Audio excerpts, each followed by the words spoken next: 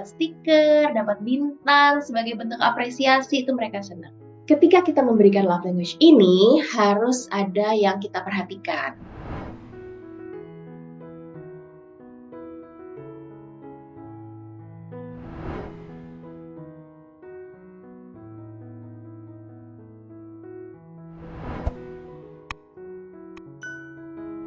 Receiving gift, menerima hadiah.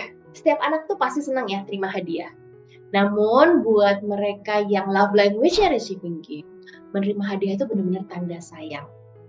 Nah, biasanya nih mereka kalimat favoritnya gini, hadiahku mana? Gitu. Terus biasanya mereka kalau terima hadiah tuh mereka memperhatikan nih, kadonya dibungkusnya bagaimana, itu buat mereka penting. Terus biasanya mereka ingat kapan dikasih kadonya, dalam acara apa, siapa yang ngasih gitu. Mereka biasanya ingat. Mereka bisa ingat nih, ini mainan ini dikasih nih sama temenku, baju ini dikasih nih sama tante A gitu, waktu aku ulang tahun. Dia tuh ingat ya kayak gitu-gitu. Terus bisa juga kita lihat, oh dia tuh suka membawakan kita sesuatu. Misalnya, dulu ya anak saya suka habis jalan-jalan di luar, terus tiba-tiba pulang dia bawain bunga liar yang dia petik di jalan gitu. Atau yang udah jatuh dia bawain ini buat mama gitu. Jadi di situ saya tahu, oh dia love language-nya adalah menerima hadiah.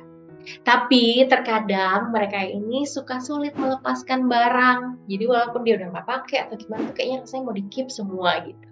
Nah itu mungkin itu bisa menjadi ciri-ciri mereka. Nah, gimana nih kita bisa nunjukin kasih sayangnya? Caranya mulainya bisa sebenarnya gini, kasih hadiah itu apalagi kalau yang masih anak-anak kecil ya, balita, batita gitu. Bisa yang sederhana seperti misalnya kita ketemu batu yang unik, dengan benang sesuai warna kesukaannya gitu. Atau kita bikinin sesuatu yang spesial, DIY gitu. Itu mereka senang banget. Jadi nggak perlu kita kayak apa ya, kasih hadiah yang mahal-mahal gitu.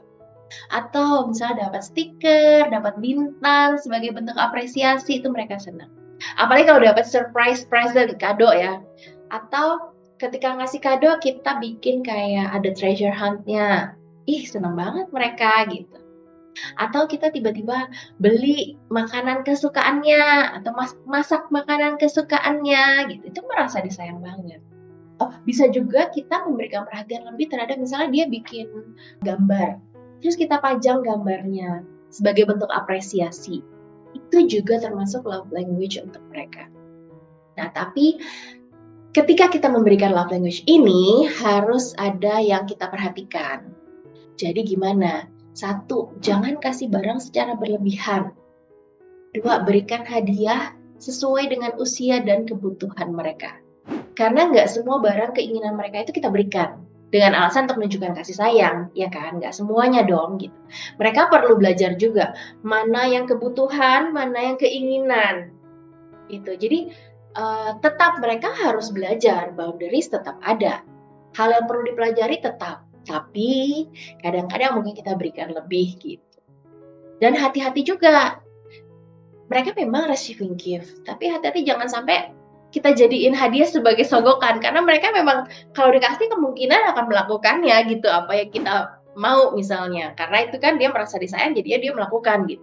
Tapi hati-hati nggak boleh gitu, jangan jadi sogokan biar dia cepet diem, biar nggak ngerengek-rengek, apalagi kalau udah di toko gitu ya ngerengek-rengek kepengen gitu. Terus jadi kita beliin aja. Atau sebagai iming-iming, kalau kamu mau belajar nanti dikasih deh komik kesukaan kamu. Jangan seperti itu ya Bapak Ibu ya, gitu. Dan yang penting lagi adalah hadiah itu bukan pengganti ketidakhadiran kita. Misalnya karena kita sangat sibuk, jadi kita ganti dengan hadiah. Jangan ya Bapak Ibu ya. Jadi kuncinya adalah gini, kita harus thoughtful. Hadiah kecil atau sederhana itu juga berarti. Jadi jangan biasakan anak dengan hadiah yang mahal-mahal.